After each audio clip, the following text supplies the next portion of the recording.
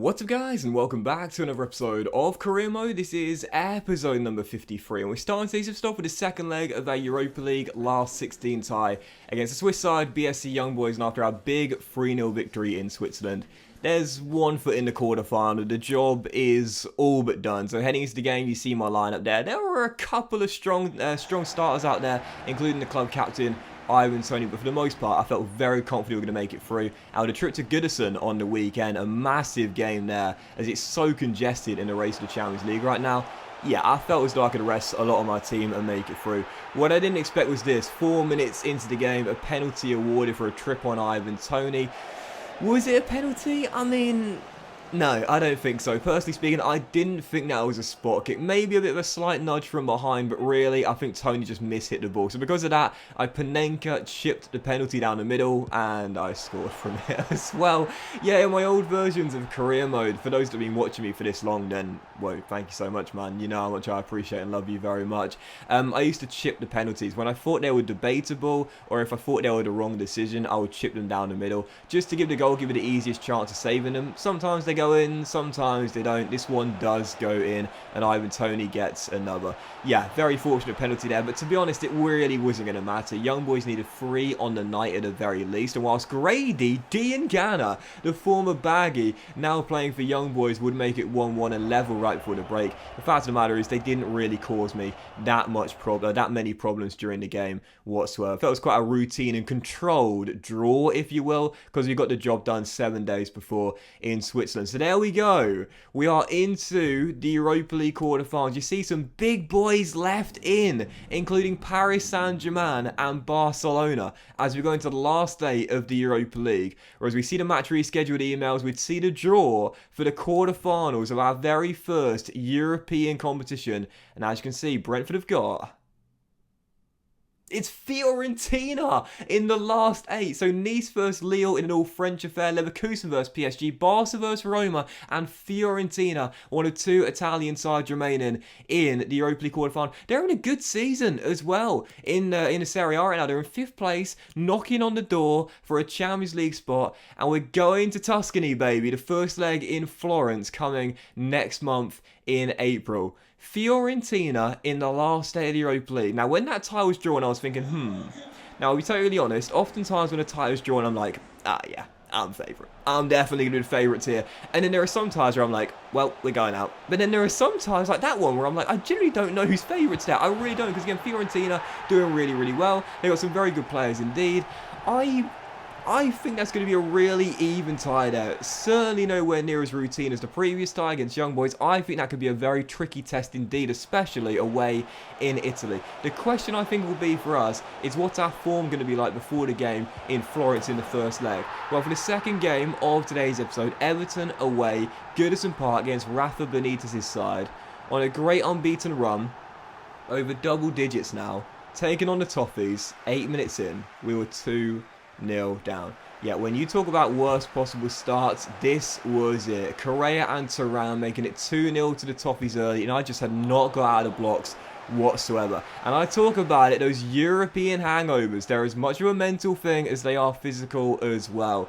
We drew on Thursday night, we made it through to the knockout rounds, the quarterfinal, sorry, of the competition, but Everton away from home on the Sunday, and Angel Correa, 6.5 minutes before the break, makes it Everton 3, Brentford 0. And right now, the Toffees in mid-table, not having a great season by their standards. I don't know. I really just could not get going in this game whatsoever. You know those games of FIFA where, like, for some reason you literally just can't really do anything. 6 minutes after the break, we will get ourselves a glimmer of hope. Ivan Toney makes it 3-1 and keeps our hopes alive with his 4th goal in 3, or 4th goal in 3, sorry. But as Everton continued to pepper Balo's goal with shots, Justin kept in the game. We're still down by 2 and needed a miracle with 2.5 minutes to go. Toney finds Iwobi, rolls it through to Ricky J. Jones off the bench. And had our number 21 smacked it in there, maybe, just maybe, we could have found what we needed to come back from 3-0 down and claim a point and pull a Marseille, if you will.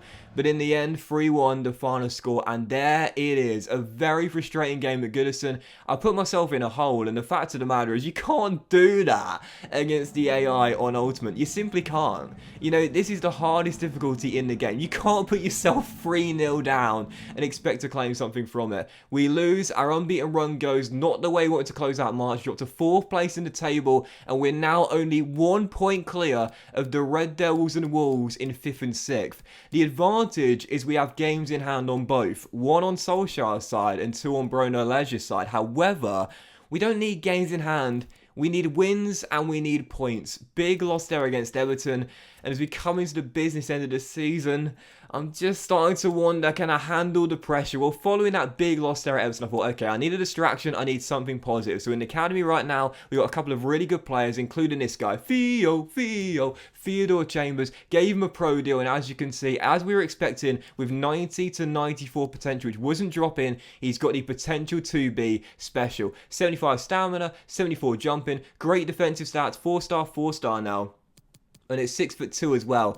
This guy, he just kind of reminds me of Fernandinho. Now, don't ask me why, but very comfortable on the ball. As you look at our fixtures for April, my goodness gracious me, 5 big ones in the league, including 2 West London derbies. We got Arsenal, we got both legs against Fiorentina, and oh yeah, what's the other game? FA Cup semi-final against Manchester City. Lads, gonna get a breather. But yeah, Theo, he just reminds me of Fernandinho. Don't ask me why, but again, very comfortable on the ball, pretty skillful for a defence-minded player, but also as well, could fill in at centre-half as well as holding mid. I think he could do both of those roles pretty perfectly. So it's Theodore Fernandinho Chambers. I like him. I like Theo a lot. Potential to be special, and he looks pretty decent, I must admit. Anyway, for the following game, Bournemouth at home, and when you talk about potential to be special, this was potential to be disastrous. First game of the massive month of April, with so many huge fixtures coming. The Cherries right now, newly promoted in 19th place. I was thinking, if we can't win this game, and if we fail to win this one,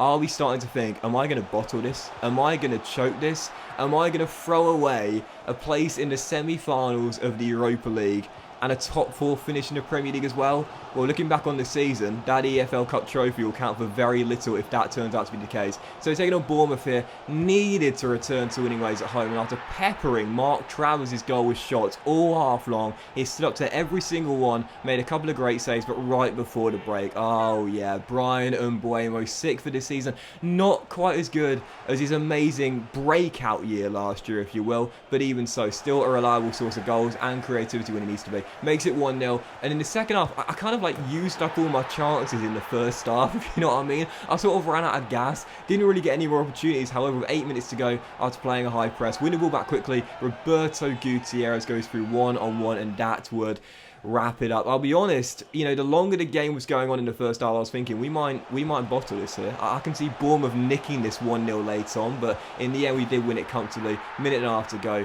Ollie Watkins comes off the bench and makes it 3-0 Brentford. So we kind of did this the hard way. Like, you'll see the stats at full time and you'll laugh, as did I.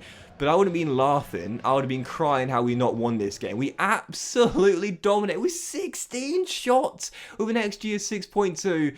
And in the end, a 3-0 scoreline was, if you want to say it, a little bit lackluster. But hey, we'll take the return to winning ways there. Big pressure relieving victory against the Cherries. And that's the way we wanted to start off this month of April. So many huge games. Chelsea and Fulham, 2 West London derbies, FA Cup semi-final, both games against Fiorentina in the Europa League quarterfinal, Man City in the FA Cup semi. We've got Arsenal this month as well, with our first 2 games, what you call the more winnable fixtures, if you will. No disrespect, but what you call more winnable fixtures here. Bournemouth and Aston Villa, both at home. We wanted and we needed back-to-back wins to start off what is a very fixture-congested month of April. So in the following game, Dean Smith's Aston Villa once again right from the very first whistle in attack mode, just like against Bournemouth, and really it was kind of like deja vu, because right before the break we got our deserved breakthrough. It was Ollie Watkins this time, signed from Aston Villa. I love this. It's now Ollie Watkins versus Juan Hernandez whenever we face Aston Villa after they swapped, if you will, swapped clubs back in the summer. But yeah, Watkins makes it 1-0, gets us in front. Sorry, Hernandez went last season, and even so, Watkins makes it 1-0. We're in front, and yeah, it really was just such a deja vu game. It felt the same as Bournemouth, really. Like, started off strong, just couldn't find a breakthrough, but once we did. We went into the break leading, and then in the second half, we would bag the goal that would clinch it. Ivan Toney scores the cutback, and there we go. Back-to-back clean sheets, back-to-back wins, and Brentford back in form. Just what we needed as we enter what is a crazy busy month of April. Watkins and Toney with the goals. Ivan's really picking it up now. Once again, look at the XG.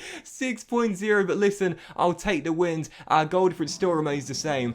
Still remains the best, sorry, out of the teams that are chasing us right now. We're in the top 4. There's 8 games to go, but it is still incredibly tight. We're 4 clear of Spurs and the Red Devils. Spurs are in 4th. They did have the game in hand on all the teams around right now, and we are 7 clear of Wolves in 6th as well. However, with 8 games to go and still so many teams with a shot at Champions League football, it's anyone's guess as to who's going to claim 2nd, 3rd and 4th as well. Liverpool, the title's yours, lads. But that was today's episode of Career Mode, guys. Big thank you for watching. If you enjoyed it. If you had, then please drop a like. Much love to you all. Have a fantastic day, and I'll see you for the next episode of Career Mode. Massive, massive games. Don't miss it. Very soon.